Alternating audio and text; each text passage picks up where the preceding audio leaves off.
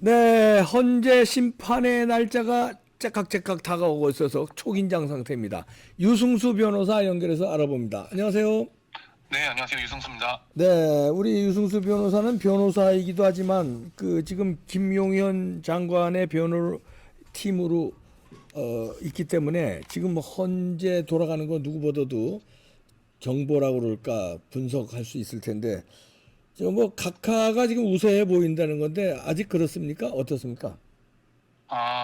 네, 뭐, 일반적으로 어떻게 얘기가 되는지는 사실 제가 잘 모르는데요. 네, 제 생각을 말씀드리면, 이제 한덕수 권한대행에 대한 네, 탄핵 심판 일자가 잡혔지 않습니까? 네, 그래서 이제 적어도 지금까지 그 일정상으로는, 한덕수 권한대행에 대한 탄핵 심판 선고가 네, 먼저 네. 대통령 탄핵 심판 선고보다 먼저 있을 걸로 예상이 되는 것이고요. 예, 그 날짜가 어, 이제 그렇게 됐어요. 월요일이니까 네네, 맞습니다. 그, 뭐 이제 그러면은 대통령 탄핵 심판 같은 날 할 있을 수는 없고, 거라고는 예, 없는 거니까.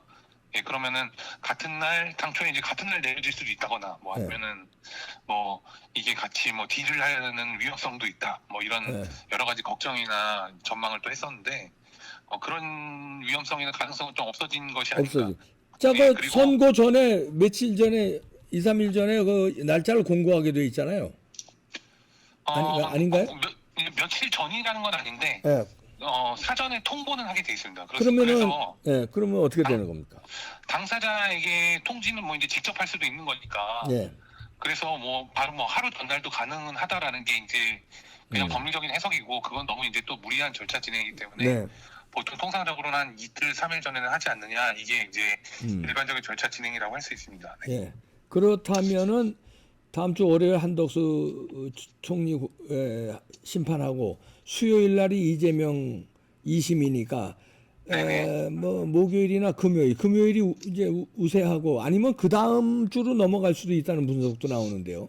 맞습니다. 맞습니다. 네, 뭐 더 넘어갈 수도 있고 네, 지금 어쨌든 뭐 지난주나 아니면 이번 주나 뭐 이렇게 계속 생각을 하고 있었는데 이제 이게 뭐 한참 연기가 되는 걸로 보이지만 네, 사실은 뭐 저희 입장에서는 당연히 시간이 가면 갈수록 이 상황이 그래도 유리하게 흘러간다라고 보는 게 맞는 네, 분석이 아닌가 싶습니다. 왜냐하면 이유는 뭐 여러 가지가 있겠습니다만 무엇보다도 어떤 이제 그 헌법 재판관들이 각자가 이제 어떤 의견을 내느냐가 이제 어느 정도 그려지는 거거든요. 네, 예를 들면은 탄핵 심판에 대한 각하 의견이 아예 없다고 가정을 한다면 네, 뭐 인용이냐 기각이냐 이 두 가지 의견만 있다. 네, 이러면 심판을 끌 이유가 없습니다. 왜냐? 음, 그냥 뭐 5대 3이든 4대 4든 뭐 나오면 그만인 거거든요. 그건 네, 그냥 기재를 해서 내면 되는 겁니다. 음, 뭐, 뭐 박근혜 대통령 때야 뭐 만장일치로 한다고 뭐 생쇼를 했지만 그건 불법이라는 걸 이제 누구나 다 아는 거고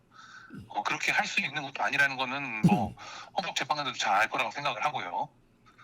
근데 그렇다면은 결국에 탄핵 심판에 대해서 기각이냐 인용이냐만 나오는 상황이라면 네, 그러면은 별 고민 없이 일정대로 어떤 결과가 나오든 간에 선고가 이루어질 수 있는 거죠. 네, 그런데 중요한 건 여기에 이제 각하라는 의견이 강력하게 대두가 됐다라는 걸 우리가 추측을 할 수가 있는 겁니다. 네, 왜냐하면 각하라는 의견이 대두가 됐기 때문에 만약에 각하 의견이 4명이다 또는 그 이상이다 그러면은 사실 본안 심판을 할 필요가 없는 거거든요. 네, 그러면 그냥 각하 결정문만 나가면 되는 겁니다. 네, 그러니까 그러면은 안 된다라는 정도의 얘기는 있을 수 있겠죠. 문영배 등등이. 네, 예를 들면 우리가 이제 가정을 했을 때. 네, 그러니까 그걸 가지고는 문의를 할 수가 있다고 보여집니다. 네, 예를 들면 그래도 뭐 우리가 뭐 11번에 뭐 심판을 했는데 사실 판단을 해야 된다. 그러니까 각하 의견은 좀 너무하다. 뭐 이런 얘기를 할 수 있겠고요. 그런 뭐 문영배 등등은. 예, 어 그게 아니라 아니 뭐 명백하게 불법이면은 이 심판 절차가 불법이라면은 각하를 하는 게 맞고 본안 판단에 나가지 않는 게 맞다. 뭐 재판관들 뭐 일한 거 보상해 주듯이 무슨 탄핵 결정이 나가야 되는 게 아니라 먼저 적법한 것이냐 이런 것부터 따지는 게 당연한 것이다라는 상식적인 의견이 대두가 되기 시작했다는 걸 의미하는 것이고 그렇기 때문에 그 부분에 대한 논의가 길어지면 선고가 연기가 이렇게 될 수가 있겠죠. 통상적인 우리가 예상했던 것보다. 근데 그게 아니라 그냥 각하 의견이 애초에 없고 뭐 인용도 있고 뭐 기각도 있고 이런 거다. 그러면은 그냥 그 숫자대로 그냥 결정을 내서 뭐 5대 3이냐 그러면 뭐 탄핵 기각되는 거고 그 이상이다 하면은 탄핵 인용되는 거고 뭐 이런 식으로 그냥 나가면 됩니다. 결정문에 기재만 하면 되거든요. 그거는 뭐 꼭 상대방이 꼭 누가 설득이 돼야 되는 게 아니잖아요. 이거는.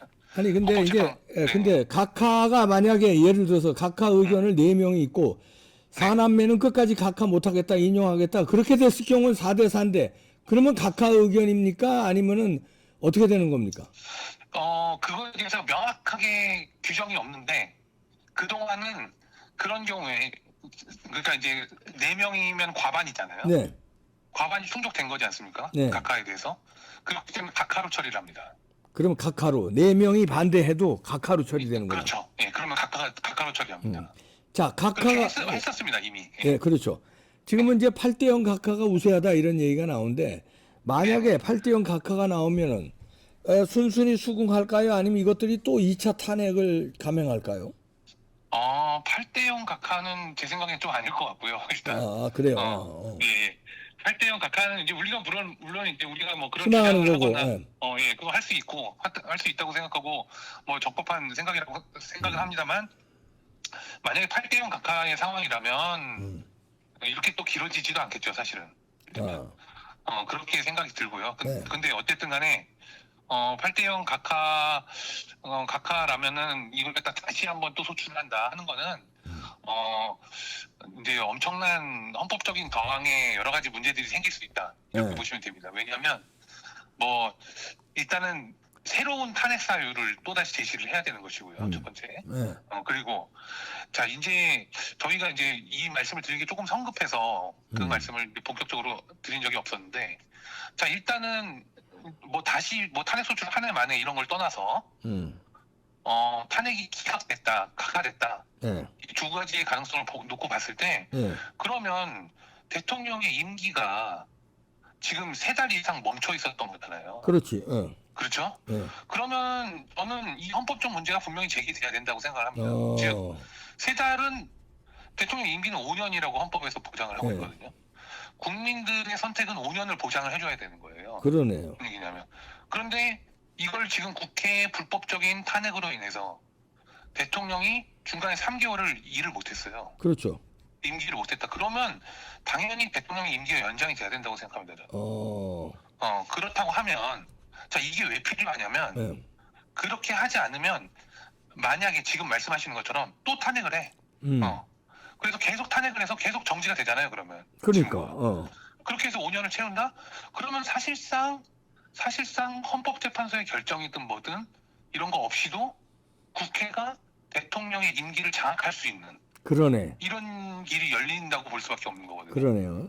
예, 그러면 우리는 당연히 어떤 헌법적인 문제를 제기해야 되는 거냐 이 문제에 있어서 정지된 대통령의 직무 기간은 임기 5년에서 산입하지 않아야 된다는 거죠.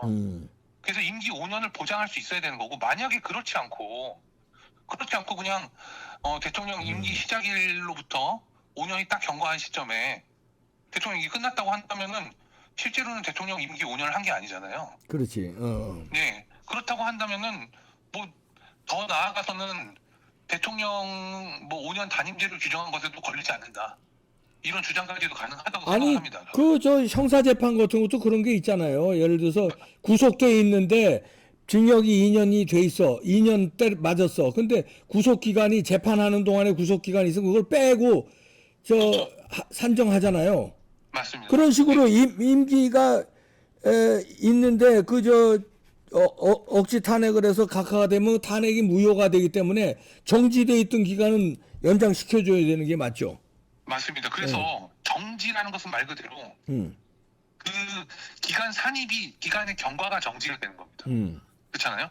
그러면은 임기 5년을 산입하는 거에서 정지되는 게 맞다.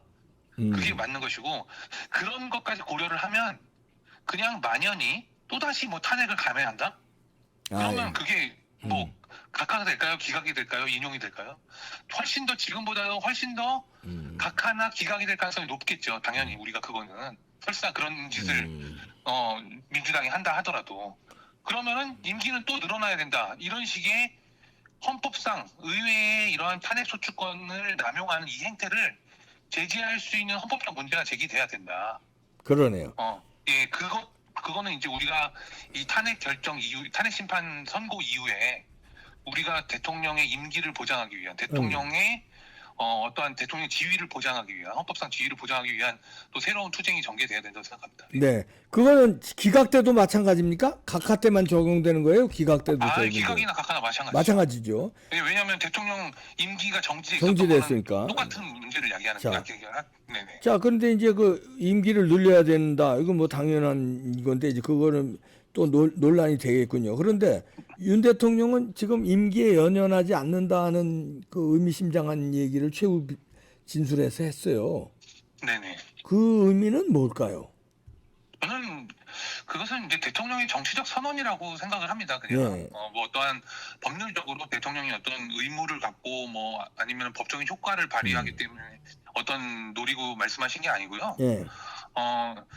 이 모든 대통령의 투쟁이나 법정 투쟁이나 탄핵 심판에서의 투쟁이나 아니면 정치적인 메시지가 사실은 대한민국의 헌법과 그다음에 올바른 대한민국 수호를 위해서 기능하는 것이지 오로지 나의 임기를 지키기 위해서 하는 것이 아니다라는 정치적인 선언을 하신 거라고 보지.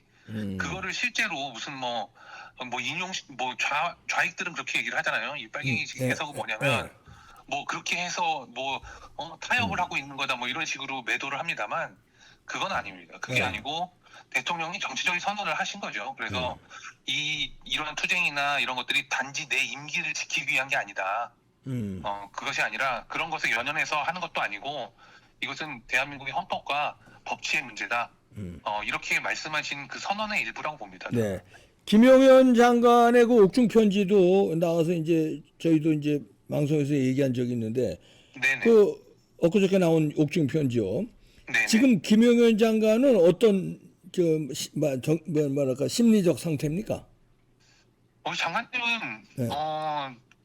무엇보다도 지금 새로운 투쟁이 전개되는 걸 준비하고 계십니다. 예, 말씀드린 대로. 예. 새로운 투쟁이라는 건 윤 대통령이 나온 후에 귀환한 후에. 네, 그렇죠. 예. 그리고 그거는 대통령께서의 뜻도 마찬가지라고 저는 해석이 되는 게 대통령께서 이제 엊그제 그 헌재 앞에서 투쟁하시는 분들 막 단식 투쟁하고 그런 분들의 어떠한 그리고 또 이렇게 분신하시는 안타까운 사연도 접하시고 메시지를 내셨잖아요. 그렇죠.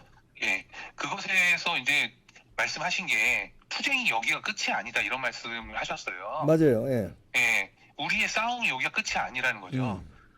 이거는 우리가 당연히 승리라기보단 정해진 법치에 따라서 대통령이 다시 돌아올 것이다 이렇게 예상을 하고요. 네.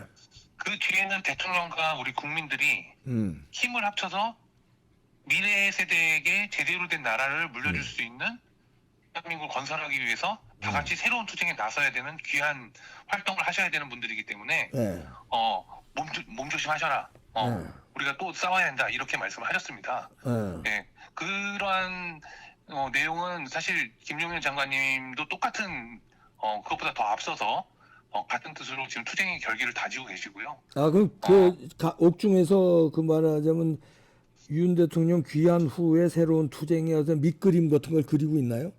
네, 그럼요. 예. 우리는 어떠한 이 싸움에 있어서의 그 장관님 같은 경우에는 이 싸움에 있어서의 국민들의 어떠한 이런 위대한 움직임으로 어떤 좋은 결과가 있을 거라고 예상을 하고 계시고 그리고 또 그 결과에 따라서 우리가 또 해야 될 바를 계속해서 고민하고 계시다고 생각합니다. 예.